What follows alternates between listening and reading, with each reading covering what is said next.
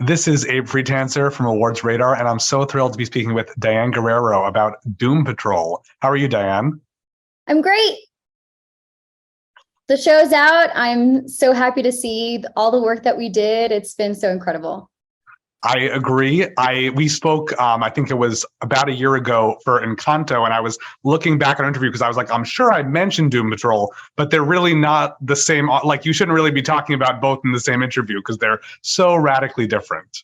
They really are. That was such a surprise for me to be able to do this completely different character. But although it sort of falls in the wheelhouse of Jane, right? I mean, she's absolutely she has so many personalities. I'm sure one of them had something to, had a similarity to Isabella for sure. I also remember one of the first times that we saw the Underground, I was like, I wish Diane was playing every one of these characters and we just saw her talking to herself as them. But I imagine that would be a considerable logistical challenge. Yeah, I thought that that's how it was going to go. And then I remember I found out that it wasn't going to be that way. And I'm like, wait, so why am I not playing every character? And everybody just kind of looked at me like, how are we going to do that? and it was actually what was explained to me at the time was that it was actually kind of cool to see different versions of these characters inside the underground, inside of Kay's mind, and that just because the physical body can portray just this version of a person, inside your mind you can look completely different, and it made so much sense to me. So I'm really glad they went with that way of shooting things. The show is definitely dark, but there's some, twisted humor to it. Whereas the Underground, it feels like it is a lot darker. Do you feel that way when you're filming those scenes? Yes, it's so dark. It's literally a train station. It's like, it's the Underground. Yeah, it's very dark, but for some reason, like, I love shooting there. I guess it's because it's my own world. It's Jane's world and Kay's world, and so there's something very comforting about it. And so it every time I see it like come to life, I'm like, oh gosh, that's so dark. It didn't feel like that for me when I was shooting it. This is probably a difficult question, but do you have a favorite personality?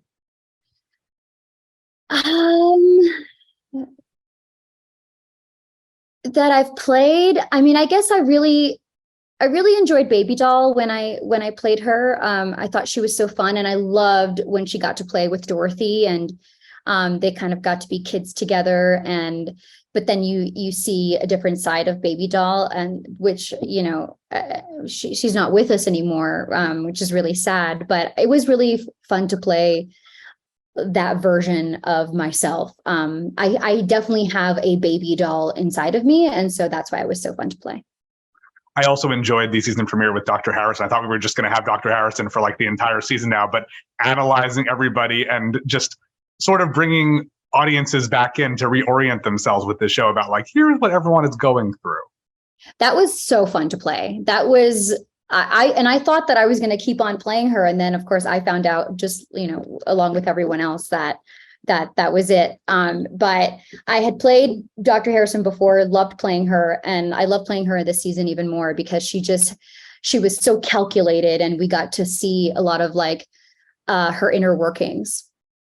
Well, I do like seeing Jane actually, being there. And I think especially when she's paired with Cliff, the amount of swearing that they do is just preposterous. I always imagine that, like, when people are on sets, they're probably cursing more when they're not on camera. But I feel like in this case, I have to hope in your own life, you're not, you guys are a little bit more polite to each other. Oh my gosh, we're so polite to each other. Like Brendan and Riley, we're all like just so loving. And actually Brendan and Riley are actually way more tender than I am. I actually probably swear in real life a lot more. I'm probably like closer to my character than anybody else, but we're total, like, I think that we just we have a kick out of just like being complete bros with each other. It's probably like super toxic, obviously, but we like having that moment where we're just like total goofs, and we're just like swearing and spitting and like, just, like having so much fun with all of this absurdity, and like finding little jokes and puns and anything that we can fist bump to. I think it's like these two toxic bros that get together, which is great. And so It's not great, but I think underneath all that, we're like brother and sister. That's nice. And so what is your interaction with Brendan and also with, Matt? Like, are you actually working with them on set, or you're mainly with, Riley and Matthew? Well, Riley and Matthew are in the suit. And so whenever Brendan and Matt come in, they're playing them with themselves. They're not in the suit. So we spend the majority with Riley and Matt, and then Riley and Matt have a very close relationship to Brendan and Matt Bomer, because obviously they have to work together and sort of trust each other. And they have gotten the hang of it. I mean, they have like a rhythm now, which is like great. And it's not any different for us too when we're working. I mean, we sort of surrender to this world and accept it for everything that it is, and we love it that way. And I just have to mention, I mean, Brendan is having an incredible, career comeback this year with The Whale. Have you had a chance to see the film? I haven't seen the film yet. I'm so proud of him. I keep seeing all, great reviews about it. And I'm just so happy for him. I mean, it's funny that they call it a comeback, because I'm like, he's been back, man. He's always been on my radar. He's never left for me. And of course, we spent 4 years, making this incredible show with him. And he's such a solid person. He comes out onto set and he's just A+. I mean, I've never met anyone like him. And obviously there's this great thing that's happening for him. And there's just going to be many more to come. So I'm not surprised at all. I'm just so incredibly proud of him, and so proud that I get to work with him. I'm like, that's my guy.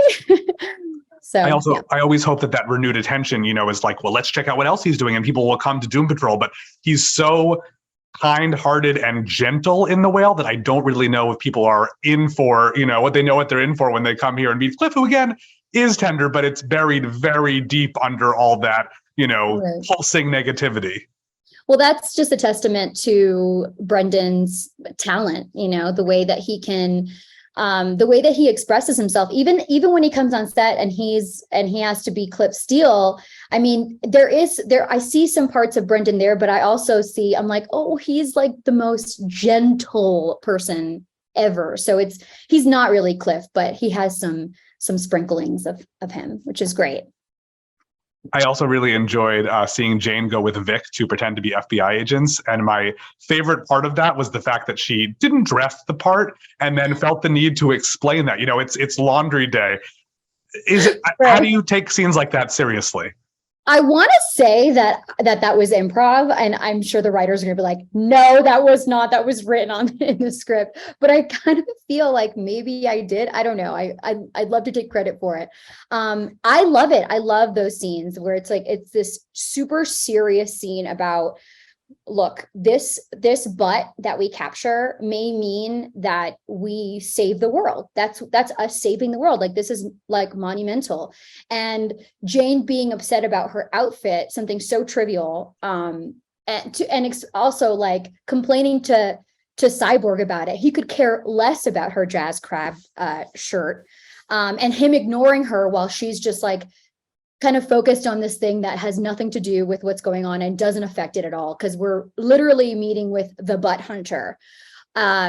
It's just another, it just kind of immerses you more in this world of the kind of ridiculous, but also as humans and in real life, I feel like I would worry about, not dressing the part to a stakeout as well. So I think it makes perfect sense for the world. And that scene was one of my favorite scenes that I've played this season. This world is so creative. And there's something like, as soon as we learned about the Buttpocalypse, it's like, of course that makes sense. Any other show you watch, you're like, what is this? This is dumb. Why is that? And here it's like, no, this makes a lot of sense. And there's actually something pretty terrifying about them, especially as you see their evolution, in the lab, and how they could have been peaceful butts and that could have been great, but instead they're going to be weaponized, because why wouldn't they be? Right, because that's exactly what we do, in this society, and what we've done for years. And I love that that weaponizing these creatures that could very well have been peaceful, but because of their ability and what they are, these people are not, the Bureau of Normacy are not able to see how beautiful they can be, and how talented they can be.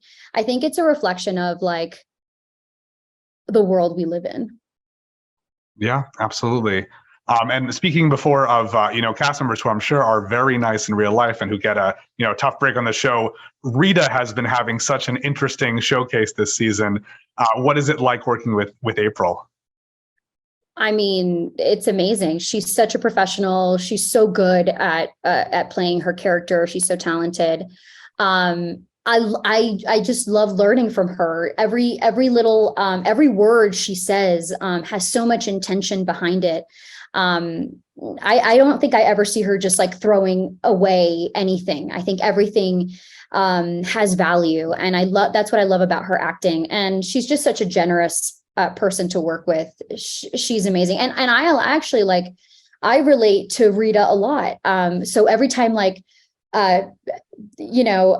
April is playing Rita in front of me, I'm always sort of like jealous in a good way. Like, God, I want to play Rita, I actually end up having her accent every, when they yell cut, and I just start speaking like her. So yeah, I love working with April. I also have been very impressed with the addition of Michelle Gomez as Madame Rouge, just because there's no nonsense. And I think everyone's able to respect her in a certain way just because she tries to get stuff done, but she doesn't have any sort of warmth or emotion in the same way. Right. Yeah. Her character is amazing. It's a great addition. I think it's perfect for to balance all of us. It's like you think that she has it together, and then you see her struggling in her own world, and really not having anything together, and not knowing really what's going to happen. And because she's so strong, because of the way she presents herself, we all sort of think that that she has it under control and she's a great leader. But she's kind of like winging it, just like all of us. She just has such a presence and such a command. And sometimes she doesn't even remember where it comes from. I like seeing that because it reminds me, it reminds me of like what, of perception and how we can show up to a place sort of exuding something, and really there's so many things that we don't know about a person. It's been great working with her as well. And I think it's a nice bittersweet thing that this season is split into two parts, because I feel like every episode is so intense. It's sort of like a movie. I don't want to binge it because it's so immersive, but it also means we have to wait a little bit for the rest of it. Is there anything you can preview just tonally about the back half of the season? I really, it's really different from anything that we've seen. I think the characters are we're facing our own mortality. I guess you could say that obviously every other day it's like the world is ending, and that's kind of what the show, underneath it all, it's us trying to save the world, trying to save ourselves. But now we're really facing, like, the clock is ticking, and there's so many things that we have yet to do, so many things that we have yet to resolve. So I think that when faced with something like that, I think that you're going to see so many different sides of the characters. So I think expect something completely different than you've seen for this season. I love this season. I think fourth season is by far the best so far. That's great. 4 seasons is not unimpressive. Like, that's pretty sizable, especially for a show like this. Do you think there's a chance that there's a season 5 and beyond, or is the story sort of wrapping up? I don't think any story wraps up ever, even after it's gone, especially with the fans that we have, especially with all the love that we've gotten from the show and what we've covered in these 4 years. There's so, I mean, the human experience and the human brain extends far beyond what we know. So I think there's room for more. If there is going to be a fifth season, I don't know. But I think there's always room for more. I like that answer a lot. And I really appreciate the chance to get to talk to you. I mean, I could talk for hours about this, but it's really, I think it's a nice thing when we can talk about something and just talk about the show. You do so many other good projects, but it's like this show is great and there's so much to talk about here. So thank you for taking a few minutes today to go over it with me. Thank you so much. Of course. Take care. Bye. Take care.